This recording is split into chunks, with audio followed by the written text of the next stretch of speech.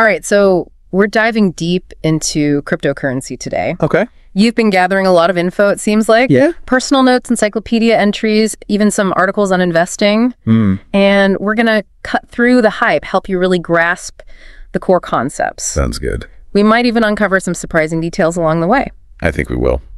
So let's start with what cryptocurrency actually is. Okay, sure. I've got a definition here from Investopedia. Okay. A cryptocurrency is a digital or virtual currency secured by cryptography, which makes it nearly impossible to counterfeit or double spend. Right. And I think what really sets crypto apart is the absence of a central authority. Okay, so no government. Right, exactly. No government or central bank controlling it. Like a digital version of that whole "in God we trust" thing. Kind of, but more like "in code we trust" in this case. I like that. Yeah. And it's all about this peer-to-peer system. Exactly. I found this in Kaspersky. Cryptocurrency is a digital payment system that doesn't rely on banks to verify transactions. It's a peer-to-peer system that can enable anyone, anywhere, to send and receive payments. That's the beauty of it. So we're talking about a digital ledger. Yes, essentially. And of course, the most famous example is Bitcoin. Bitcoin, right? Launched in 2009. By the mysterious Satoshi Nakamoto. Mysterious is right. Nobody actually knows who this person or group is. It's one of the biggest enigmas in the tech world. So how does it all work? Well, the key is something called the blockchain. Okay, I see that word everywhere, but what does it actually mean? So Kaspersky defines it as a distributed public ledger. Okay. A record of all transactions updated and held by currency holders. So imagine like a chain of blocks. Yeah. Each block contains information about transactions. Right, and these blocks are linked together cryptographically. And this cryptography makes it super secure. Exactly. It's virtually impossible to tamper with. Okay, so then what's mining all about? Mining is how new coins are created. Oh, okay. It involves using computers to solve complex mathematical problems. And the first one to solve the problem gets... They get rewarded with new coins. But it uses a ton of energy, right? Yes. Unfortunately, that's one of the downsides of the mining process. I saw on Wikipedia that it can consume as much electricity as entire countries. It's a serious environmental concern for sure. And how is crypto stored? In digital wallets. Like a digital version of my real wallet? Sort of. There are hot wallets, which are connected to the internet. Okay. And cold wallets, which are offline and considered more secure. So it's like choosing between convenience and security. Exactly. You have to weigh the pros and cons. That Bitcoin's not the only game in town, right? Not at all. There are thousands of other cryptocurrencies out there. It's mind-boggling. I saw on Wikipedia that there are over 25,000. Yeah, the crypto world is constantly expanding. It's like a whole universe of digital currencies. And they can be categorized in different ways. Okay. Like what? Well, Investopedia lists utility tokens, Okay. transactional tokens, governance tokens, Interesting. platform tokens, Yeah. security tokens. So Ethereum, for example, what category would that fall under? Ethereum is considered a utility token. Okay. And what does that mean exactly? It means it has a specific use case beyond just being a currency. Like what? It's a platform for building decentralized applications, or dApps. dApps. Yeah, think of them like apps on your smartphone, but they run on the blockchain. So Ethereum is more like an operating system than just money. In a way, yes, it's a foundation for a whole ecosystem of dApps. That's incredible. And they can be used for all sorts of things: finance, games, social networks, you name it. Wow. And you mentioned earlier that some of these dApps have their own tokens. Right, they're called platform tokens. The platform tokens. And they're used within the specific dApp ecosystem. like fuel for the DApp economy. Exactly. They power the interactions and transactions within the app. Okay, I'm starting to get the bigger picture here. Good. But there's something else I wanted to ask about. True. You said something about tokenization earlier. Oh, yes. And honestly, it sounds a bit like science fiction to me. Uh-huh. It does have a futuristic ring to it. But what does it actually mean? It's basically taking a real-world asset Yeah. and representing it as a digital token on a blockchain. A real world asset, like what? Like a piece of real estate or a work of art. So instead of having a physical deed to my house, I'd have a digital token. Exactly. That token would prove your ownership. And you can trade this token. Yes, it can be traded fractionalized and managed much more efficiently than traditional assets. So it's like turning something tangible into a digital asset. Precisely. That's pretty mind-blowing. It has the potential to revolutionize how we own and manage assets. But what about security? That's where the blockchain comes in. Okay. Because transactions are recorded on a distributed ledger. It's incredibly difficult to alter or forge ownership records. So it's like having a public notary service that's tamper-proof. Exactly, and accessible 24/7. Okay, that does make me feel a bit better. Good. But this is a lot to take in. It is a vast and complex world for sure. And we haven't even talked about Bitcoin yet. We've been so caught up in the broader concept. I know, let's go back to the beginning. Okay. Where did this whole Bitcoin phenomenon start? Well, we need to go back to 2008, 2008. a time of immense financial turmoil. The global financial crisis. Exactly. The economy was on the brink of collapse. And there was a growing distrust of traditional institutions. Right. People were looking for alternative. And that's when Bitcoin emerged. Enter Satoshi Nakamoto, a pseudonymous figure who remains an enigma to this day. Yeah, the mystery just adds to the intrigue. It does. So what was it about that moment in history that made Bitcoin so appealing? Imagine a world where you didn't have to rely on banks, governments, or any central authority to manage your money. That's a powerful idea. It was a radical concept, a peer-to-peer electronic cash system. As described in the Bitcoin white paper. Exactly. A way to transact directly with anyone, anywhere in the world, without intermediaries. So it was like a rebellion against the established financial order? In a way, yes. It was about reclaiming control and autonomy. And the timing was perfect. It couldn't have been better. People were desperate for something new, something different. And Bitcoin offered a glimmer of hope. It did. It represented a potential escape from the broken financial system. It's amazing how a simple idea born out of a crisis could have such a profound impact. It is a testament to the power of innovation. But let's get back to the technology for a moment. Okay. We talked about blockchain earlier. Yeah. But how does it specifically apply to Bitcoin? Think of the Bitcoin blockchain as a public ledger that records every single Bitcoin transaction ever made. Every single transaction? Yes. Every one and each block in the chain contains a bundle of these transactions. Okay. And they're linked together cryptographically. Creating an unbreakable chain of record. Exactly. It's like a digital history book of Bitcoin. But how does that prevent fraud or double spending? Well, each transaction is verified by multiple nodes on the network. Nodes? These nodes are computers running the Bitcoin software. Okay. And they act as independent auditors. Ensuring that no one is trying to spend the same Bitcoin twice. Exactly. It's a distributed system, so there's no single point of failure. So it's like having a global network of watchdogs constantly scrutinizing every transaction. A good analogy. And that makes it very secure. Very secure. But what about this mining thing? Right. Mining is crucial to maintaining the security and integrity of the Bitcoin blockchain.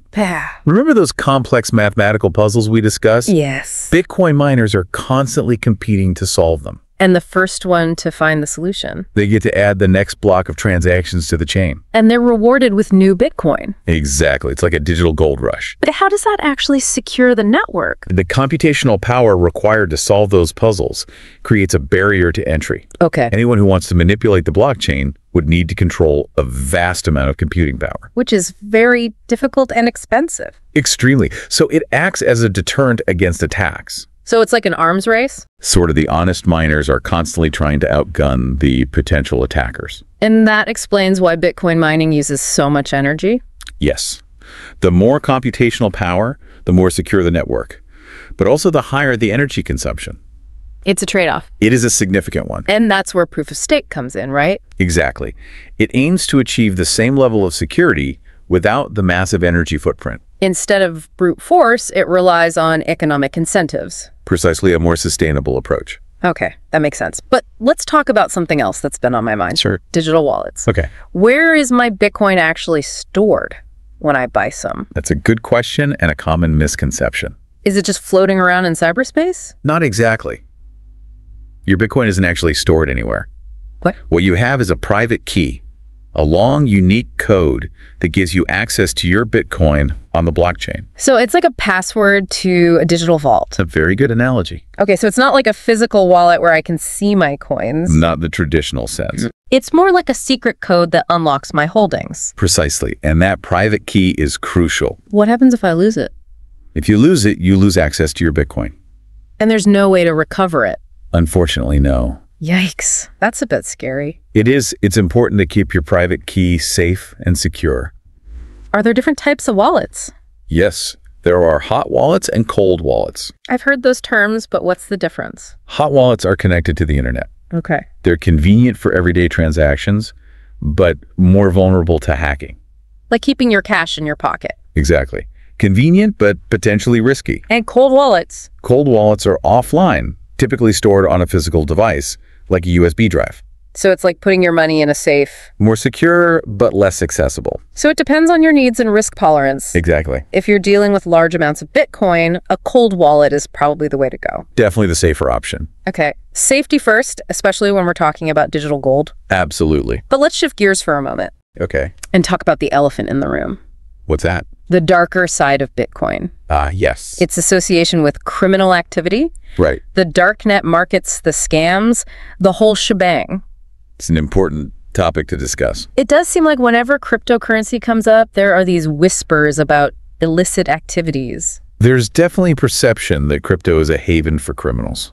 Is it really as bad as some people make it out to be? Well, it's important to remember that any new technology with financial implications is going to attract those looking to exploit it. That makes sense. And Bitcoin, with its decentralized nature and perceived anonymity, was particularly appealing to certain groups. I see. For example, Wikipedia's entry on the Silk Road. The Silk Road? Yes, it was a hidden marketplace on the dark web. Where people could buy and sell anything. Pretty much no questions asked. And it thrived for years. It highlighted the challenges of regulating a decentralized system. So it was a real challenge for law enforcement. They were trying to regulate something that operated outside traditional channels. And the Silk Road was just one example. Right. Bitcoin and other cryptocurrencies have been linked to money laundering, ransomware attacks, and other forms of cybercrime. So it's a double-edged sword.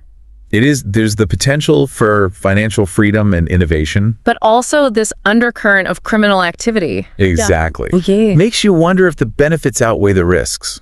It's a tough question. It is, and there's no easy answer. But as the crypto space has matured, there's been a push for regulation. Yes, definitely a push for more transparency and accountability. I like that MiCA regulation we talked about. Exactly. Investopedia described it as a way to regulate crypto exchanges, wallet providers, and other service providers. Right, to ensure they comply with anti-money laundering and know your customer regulations. So it's bringing some of those traditional financial safeguards into the crypto world. Precisely trying to strike a balance between fostering innovation and mitigating risk. It seems like finding that balance is key. It is a delicate balance, for sure. But let's move beyond the legal aspects. Okay. And talk about the broader societal implications of cryptocurrency. Sure. Because it's not just about technology or finance. It's about power control and the future of money. It's like a digital revolution. In a way, yes, it challenges the very notion of what money is and how it should be governed. And it has the potential to disrupt traditional power structures. Absolutely. And redistribute wealth in ways we've never seen before. But isn't there a risk of creating even more inequality? There is. That's a valid concern. What about those who don't have access to technology or the knowledge to navigate this complex world? Those are important questions to consider. It seems like crypto could exacerbate existing inequalities. It could if we're not careful. So it's a powerful tool that can be used for good or for ill. A very apt way to put it. It all depends on who's wielding it and for what purpose. Ultimately, the future of cryptocurrency will be shaped by the choices we make, the values we prioritize, and the conversations we have. Well said. So as we wrap up this part of our deep dive, I'm left with a sense of awe and a touch of trepidation. I understand that. It's a fascinating, complex, and constantly evolving space. It is, and we're only just beginning to understand its full potential. And as we navigate this uncharted territory, Yes. it's crucial that we stay informed, engaged, and critically aware of the challenges and opportunities ahead. Absolutely. Thanks for joining us, and we hope you'll continue to explore this fascinating world with us. It's been a pleasure. So, to understand Bitcoin, we need to journey back to 2008, Okay. a time of immense financial turmoil. The global financial crisis. Exactly. The economy was on the brink. Yeah. And there was this growing distrust of traditional institutions. People were looking for alternatives. Right. And that's when Bitcoin emerged. Enter Satoshi Nakamoto. A pseudonymous figure. Right, a mystery man. Who remains an enigma to this day. The mystery just adds to the allure, doesn't it? It does. It's part of the Bitcoin legend. So what was it about that moment in history that made Bitcoin so appealing? Imagine a world where you don't have to rely on banks, but governments, or any central authority to manage your money. That's a powerful idea. It was a radical concept. Yeah. A peer-to-peer electronic cash system. As described in the Bitcoin white paper. Exactly. A way to transact directly with anyone, anywhere, without intermediaries, cutting out the middleman. So it was like a rebellion against the established financial order. In a way, yes. It was about reclaiming control. Autonomy. Exactly. And the timing was perfect. It couldn't have been better. People were desperate for something new. Bitcoin offered a glimmer of hope. It represented a potential escape from the broken financial system. It's amazing how an idea born out of a crisis could have such an impact. It speaks to the power of innovation. Okay, but let's get back to the technology for a moment. Sure. We talked about blockchain. Yeah. How does it specifically apply to Bitcoin? Think of the Bitcoin blockchain as a public ledger. Okay. That records every single Bitcoin transaction. Every single one. Every one. Each block contains a bundle of these transactions, and they're linked together cryptographically. Creating an unbreakable chain. Exactly. It's like a digital history book of Bitcoin. But how does that prevent fraud? Or double spending. Yeah. How does that work?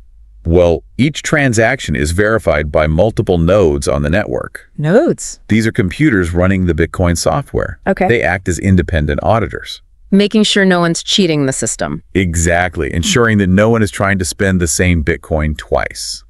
It's a distributed system. Right. So there's no single point of failure. So it's like having a global network of watchdogs. Constantly scrutinizing every transaction. That makes it pretty secure. Very secure. But what about this mining thing? Right. Mining is how we maintain the security and integrity of the Bitcoin blockchain. But how? Remember those complex mathematical puzzles? Yes. Bitcoin miners are competing to solve them. Okay.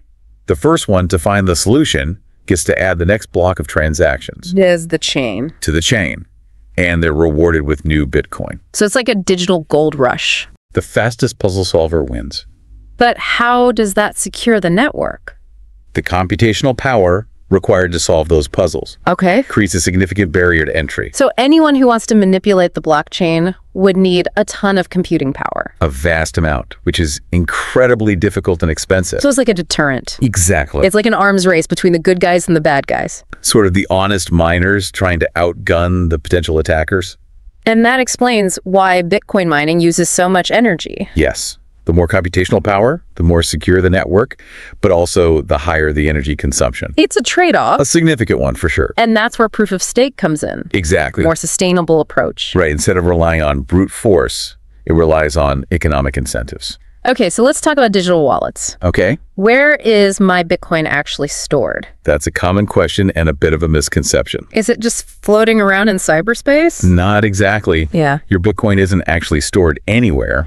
You have a private key, a long, unique code that gives you access to your Bitcoin on the blockchain. So it's like a password. To a digital vault, yes. Okay, but it's not like I can see my coins in this wallet.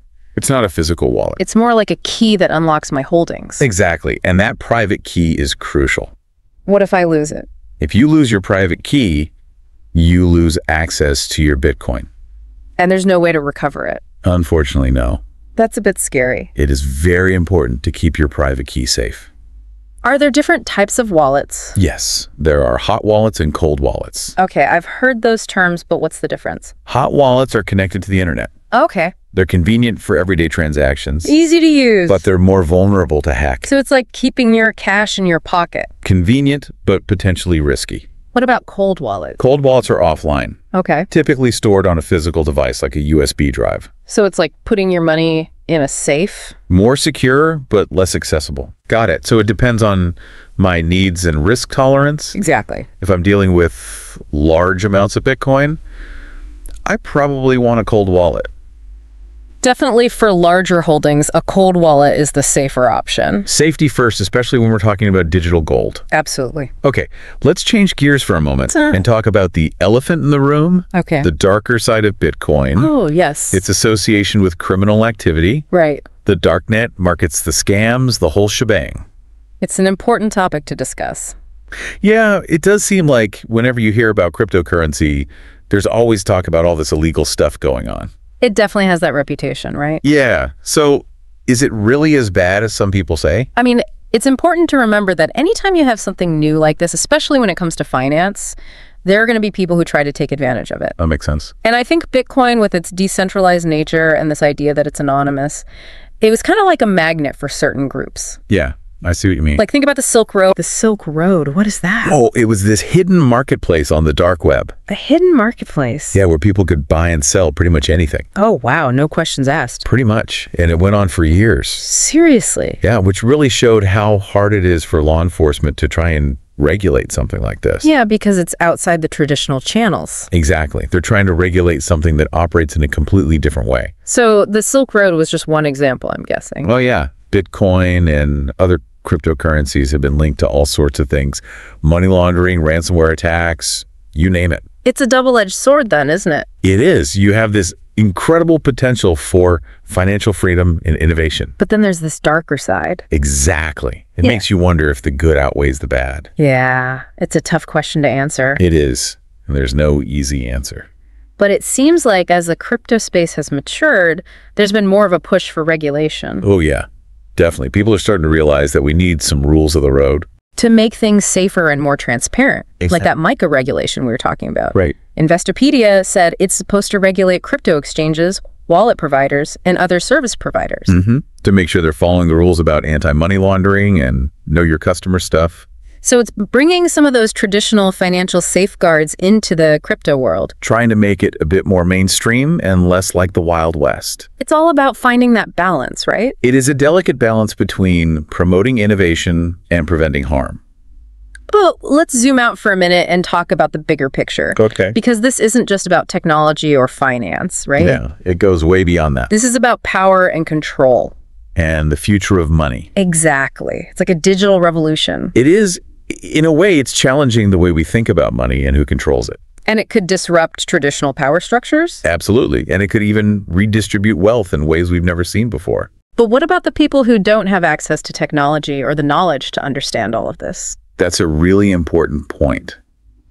There's a risk that crypto could make inequality even worse. So it's a powerful tool, but it could be used in the wrong way? Exactly like any tool. It depends on who's using it and what their intentions are. So the future of cryptocurrency really depends on the choices we make. And the values we prioritize. And the conversations we have about its role in society. Exactly. Well, this has been a fascinating deep dive. It has. I'm feeling a mix of awe and a little bit of nervousness about it all. I understand that it's a complex and constantly changing landscape. But it's definitely an exciting time to be following this space. It is. There's so much potential and so much still to be discovered. Well, thanks for joining us on this journey. It's been a pleasure. And we encourage you to keep exploring the world of cryptocurrency with us with